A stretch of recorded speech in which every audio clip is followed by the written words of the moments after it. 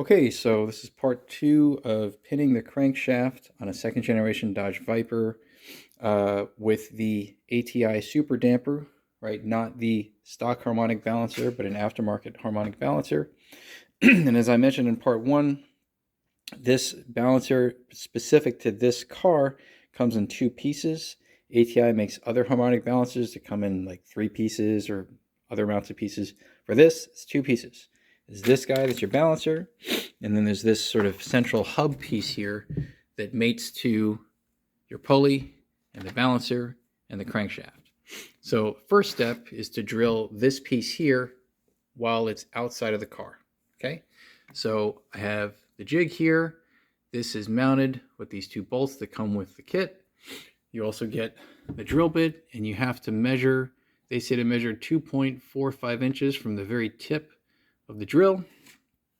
And one thing I did to help me drill straight down is to basically take the pulley and just mount it on the back side of this hub.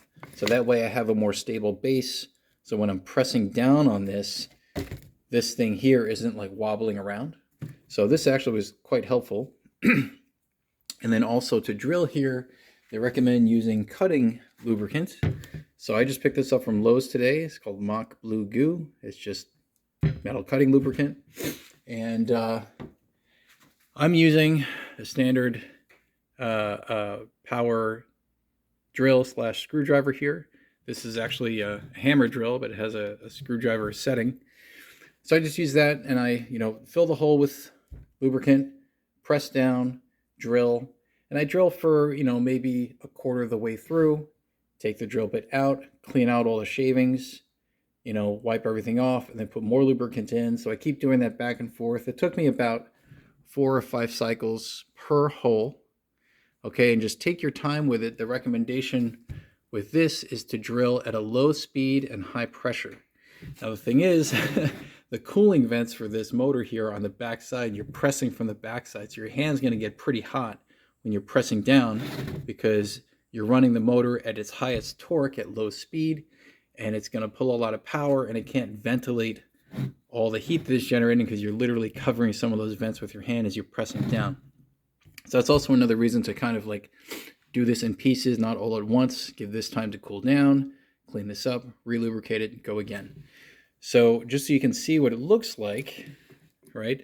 You're drilling these two holes straight in, and then on the other side, like I mentioned in the last video, you're basically drilling half of a hole. Let's see if I can get my flashlight here, make it a little easier. Right there and right there. So half of the circle for that hole is drilling onto the inner surface here of this hub. And then I'm going to mount this eventually onto the crankshaft snout.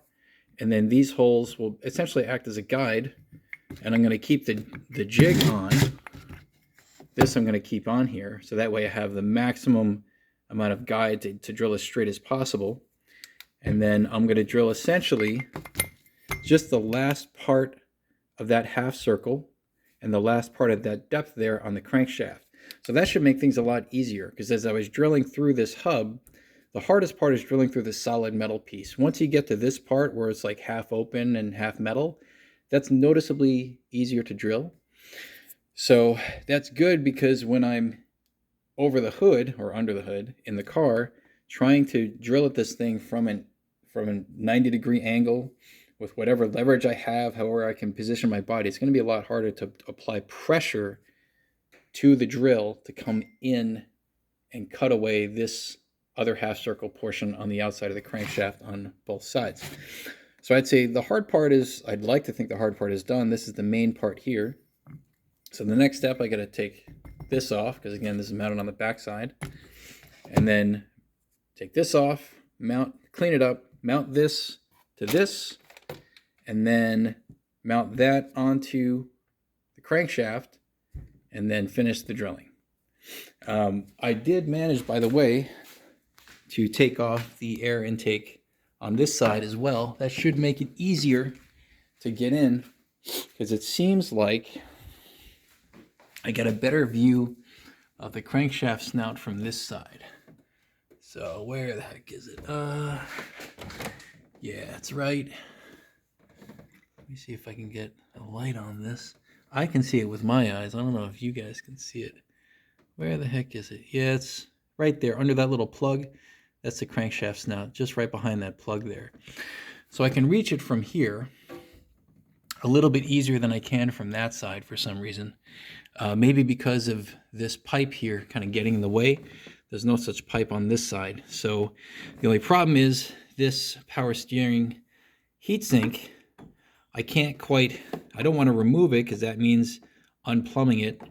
So I have to put it off to the side, and these have sharp edges. So I just got to be careful how I use my arm getting into this space here to use the angle drill to do the rest of the drilling job. That's going to be fun. So maybe I should wear a sweatshirt or something so I don't cut myself on these corners here. Or I got to find a way to maybe nullify this, put some rubber over it or something. And then the drill is going to have to sort of come in this way. And I have an electric drill. I'll have to route the wire out this way and plug it in. It's going to be a pretty tight fit. But people have done this before with pneumatic drills, doing kind of the same thing. Put the drill in, then route the hose out this way so they can actually get it in the right position to do the drilling job. So that's the next step. I'll have to do that next week after the Vintage Off-Road Nationals. And then I think after that's done, then I can put this on. Because I'm fairly certain that I can't drill it with the bolt attached because the bolt is actually going to block these holes.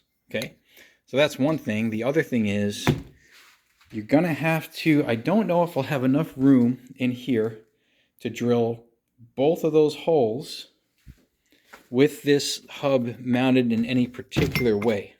So for example, when I slot this thing onto the crankshaft snout, maybe this hole is going to be facing up. All right, so maybe I can reach that with the angle drill, but then the other one's going to be at the bottom. Maybe there's not enough clearance to hit the one at the bottom. So then I'm going to have to find a way to rotate the crankshaft a little bit without turning the car on, just to get these two holes sort of swapped so I can finish that part of the job. I think I know how to do that, but I'll cross that bridge when I get to it. Let's see. Yeah, just a brief update. This is very doable, it seems. And that's it for now. Thanks for watching.